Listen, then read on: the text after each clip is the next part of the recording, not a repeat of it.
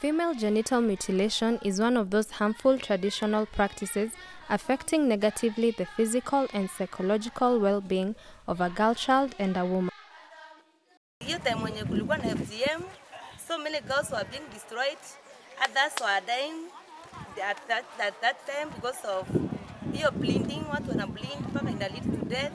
Again hiyo FGM ilikuwa ina lead msichana akinini akifanywa hiyo kitu during time ya kuolewa, ulikuwa time ya kupata mtoto, it was so painful. Alafu sex, it was so painful. Ulikuwa tu unapeleka hospitali, unaenda unafanywa, unaenda theater, unachinja. Many people in the country, ranging from political leaders, administrators, elderly, church, and even the young, have come together to condemn the practice.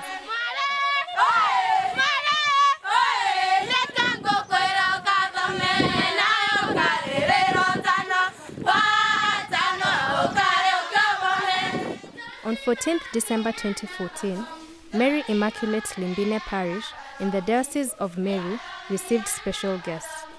The Ameru community and the Catholic Diocese of Meru initiated and created a one-week pioneering ARP program for the girl child. The preserving of the dignity of the girl child has been a debatable topic in the country Kenya.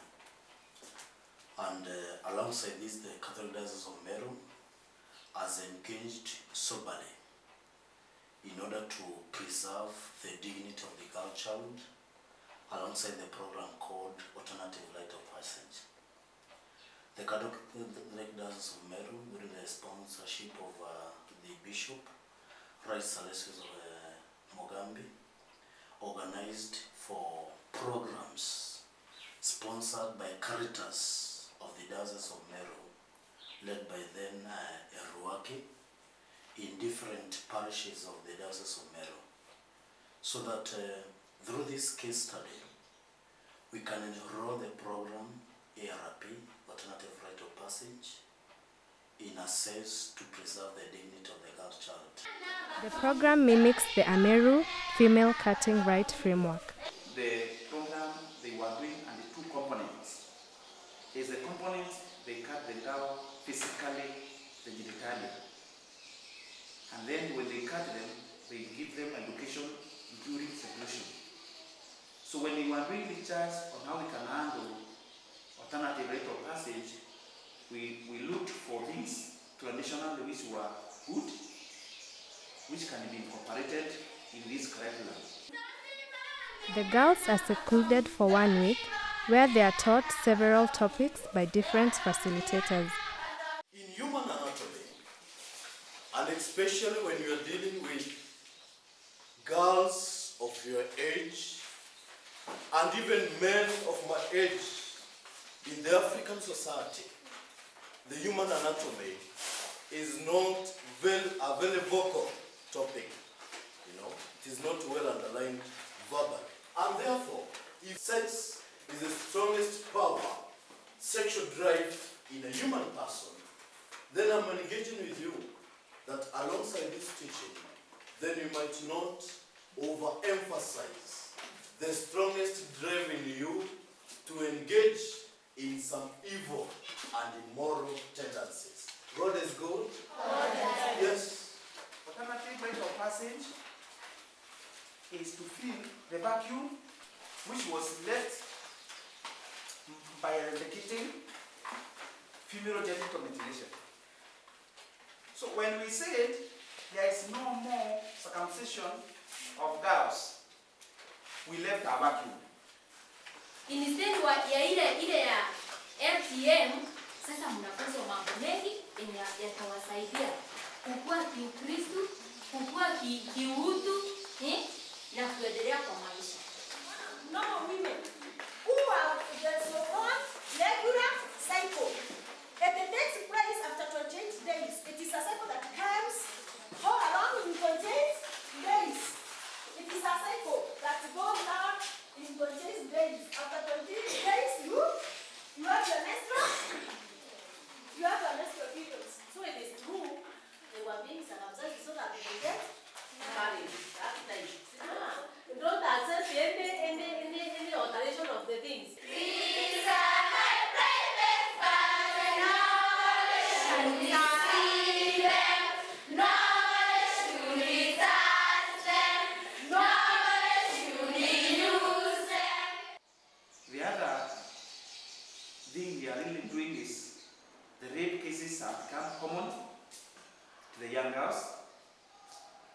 the causes why we are seeing so many rape cases, there is a lot of drug abuse in the society.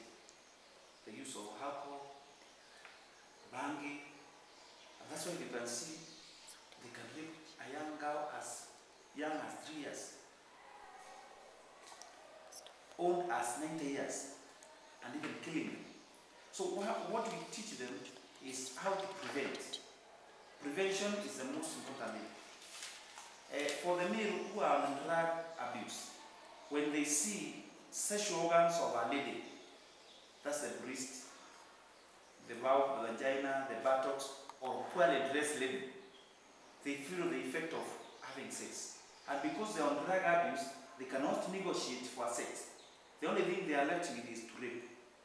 And when they rape, because most of the rapists are people known to them, they kill them. So what do we tell the girls? Preventing by not walking in dark places, not walking alone, dressing properly, and reporting rape cases. Even attempt. We have seen many pastors, priests, fathers, anybody can rape a girl.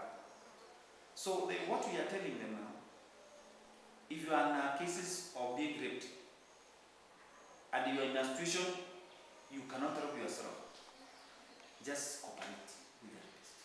Otherwise you will kill you. The other thing is, if you can negotiate your way and run away, but not by force, the better.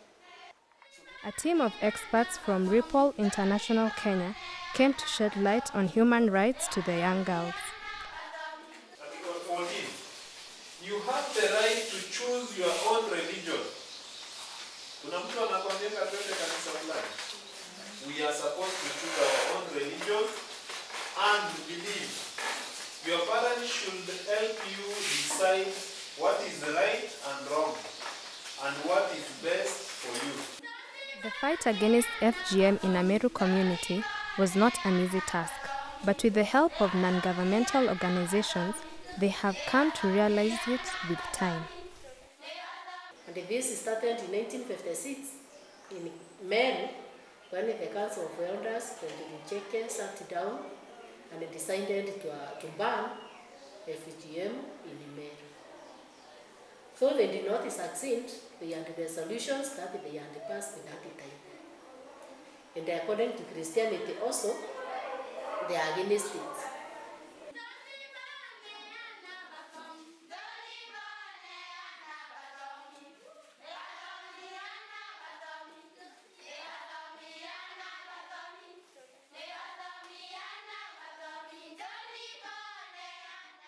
The society is slowly getting ready to prepare their girls for dignity. Because what we want is dignity for a girl child. We want to inculcate human values, the Christian values, that define a well-informed and cultured girl child. We were against the female cat even when I was a chief. We were even sponsored by, there was an NGO called Family International. Came to our area here in Akele. I was even told to call the old men. I called them to check the people. I called the old women to circumcise us. They went for a training and they unanimously agreed they will stop the female cat. From that time up to now, I've never heard of an incident of girls being harassed, girls being intimidated by boys, because this is an intimidating culture.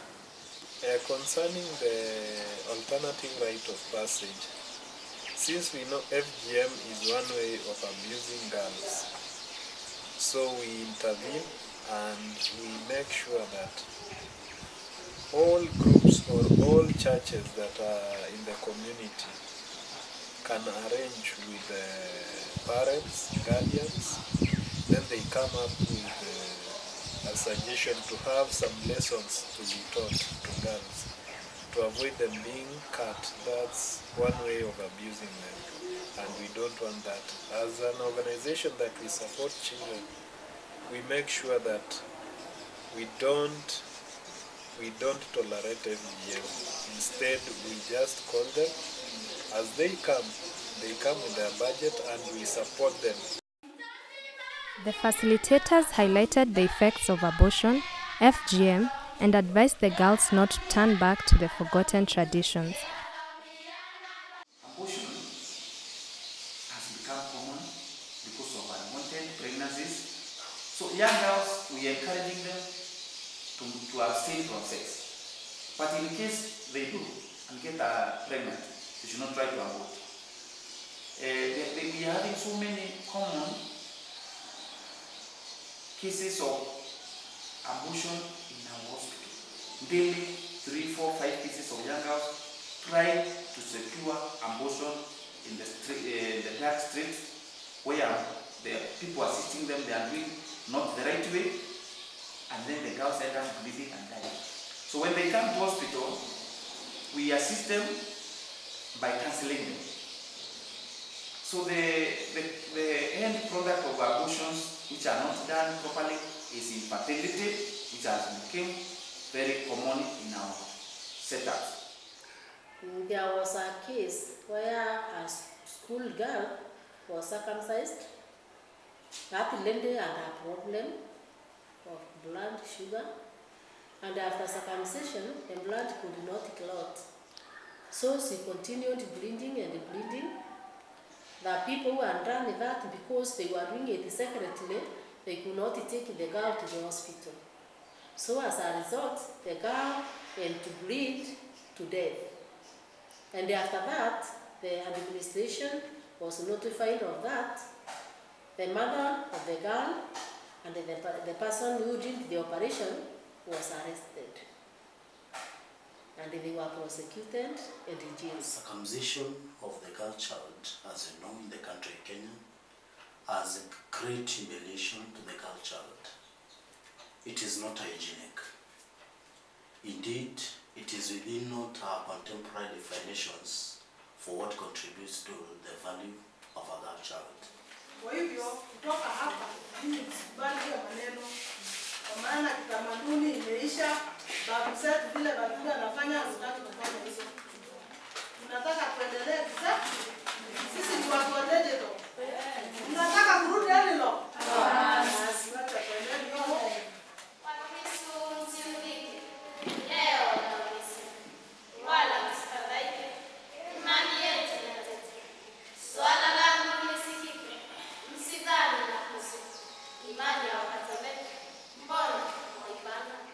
Tumefunzwa about the way they were done. In fact, they are so painful. Hata uwezi hata nataka kuelezwa. In fact, unaelezwa but unasikia uchungu, unazimika, una pass through. So, ninge advise when you wanapitia such things, they stop it.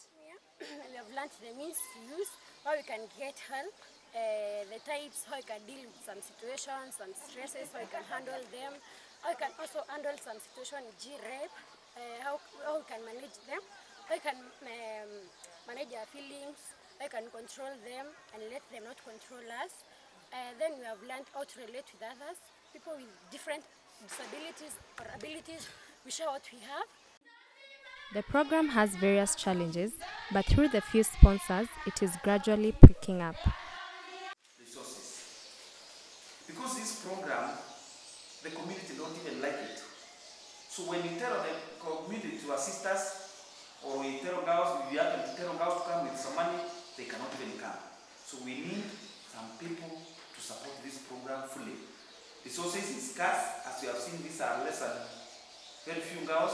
We would have liked to do more than 200 girls, but we have managed less than 100 because it is very expensive. There is no full support for this ARP because of maybe stigma that is associated with this. Maybe boys in the village may brand you with some names which are not very friendly to some. No politician want to be involved with this program because it has a lot of casual issues.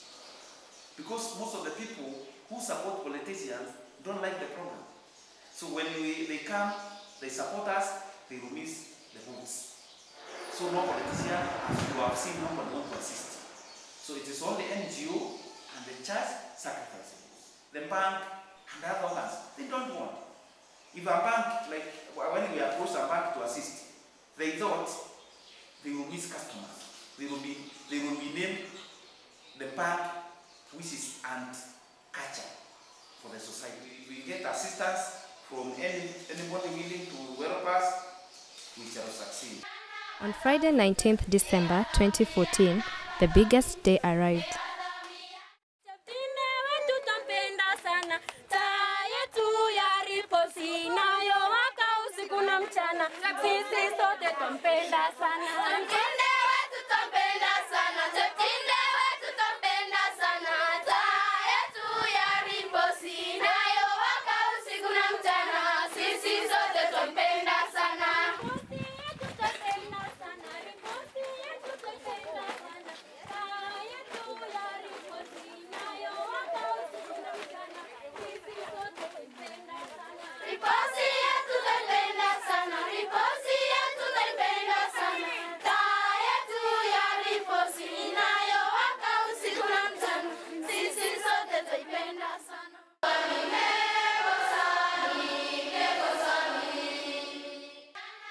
After they settled at the graduation venue, Father Silas Mawira presided over the Mass.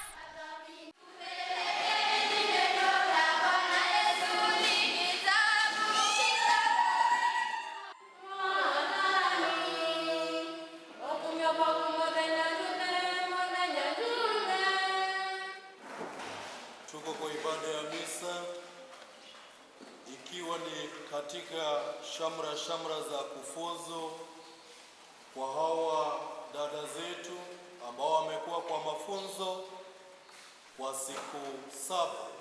The resistance of our girls, the resistance of our neighbors, have made our parents and even our children to remain at home thinking that they have knowledge of all ages. Shetani ashindwe. Tufanye kazi ya kuelimisha wasichana wetu, kuelimisha wasichana wetu. Na Kenya itaenda mbele, Agona itaenda mbele, Meru itaenda mbele, Boma yako itaenda mbele. Shetani